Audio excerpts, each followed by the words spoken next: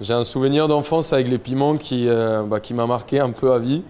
Ma mère, en train de préparer un ceviche, elle m'a demandé de l'aider à tailler un peu les piments. Et quand on taille les piments, on a toujours du piquant qui reste un peu sur les doigts. L'après-midi, j'avais un match de football dans le parc avec les copains.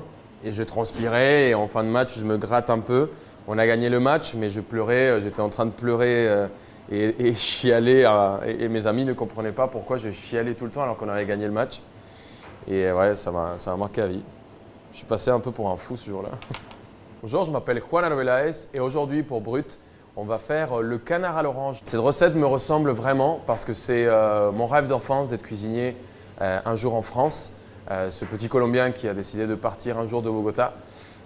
Et c'est ce canard à l'orange qui représente tellement bien ce savoir-faire français que j'ai retwisté avec des produits de mes origines, des produits de ma Colombie natale. Bon, avant de venir en France, j'avais jamais goûté le canard. Ce n'est pas un produit qu'on a l'habitude de manger en Colombie. On utilise beaucoup bœuf, beaucoup la poule,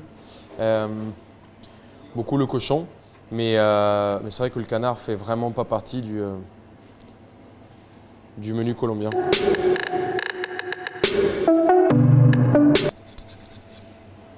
Ah, cette odeur. J'ai l'impression d'avoir 6 ans, me réveiller et voir ma mère préparer le café. Dès que je sens l'odeur du café, c'est magnifique. Le café colombien a une particularité, c'est qu'on est sur des terres qui sont volcaniques. Donc c'est une terre qui est très riche. Tous les cendres des volcans tombent sur les terroirs colombiens. Le café se parfume et a des notes qui sont très exotiques, qui sont très fruitées. C'est un café qui a une très belle acidité.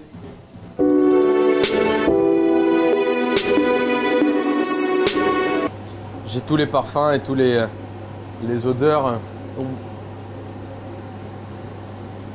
Il y a le goût de ce tamarin de mon enfance où, quand j'étais au bord de la plage, j'avais tous ces bonbons, les sucettes qui nous faisaient un peu saliver quand on les goûtait. Et c'est assez magique parce que ce produit et ce fruit a toujours été lié aux vacances. On le trouve beaucoup à la plage. Moi, je viens de Bogota, on est à 2600 mètres d'altitude. Et ça a toujours été lié à un instant de partage, de famille, de plage, de vacances. C'est juste magique, quoi. Quand j'ai goûté les premiers plats français, les premières recettes, les premières techniques, j'ai été trop content parce que c'était vraiment un rêve d'enfance. J'ai jamais eu vraiment de déception. Si, j'ai eu la blanquette de veau une fois. Parce que je comprenais pourquoi faire bouillir de la viande une fois, jeter l'eau et refaire cuire la viande alors qu'on avait déjà beaucoup de goût dans la première cuisson. Mais en fait, c'est un truc français que la blanquette, il faut qu'elle soit vraiment blanche. Et vraiment avoir une sauce blanche en détriment du goût, ça m'a vraiment fait chier au début. La cuisine colombienne apporte à la cuisine française, je pense, un peu de couleur, des notes un peu différentes, des côtés un peu exotiques. Je pense que mon pays, je le fais vivre en moi, déjà par ma cuisine, parce que je l'ai au quotidien, par les produits que j'utilise, par la musique. Je me réveille toujours un peu en salsa, j'ai toujours des musiques colombiennes dans mon casque. Par ma façon d'être aussi. Je pense ce côté très positif, ce côté très peace, ce côté cool, ce côté de essayer de voir tout le temps la vie du bon côté, ce côté de pas trop râler, qui est assez français. Le français est râleur. Moi, j'aime bien voir la vie du bon côté.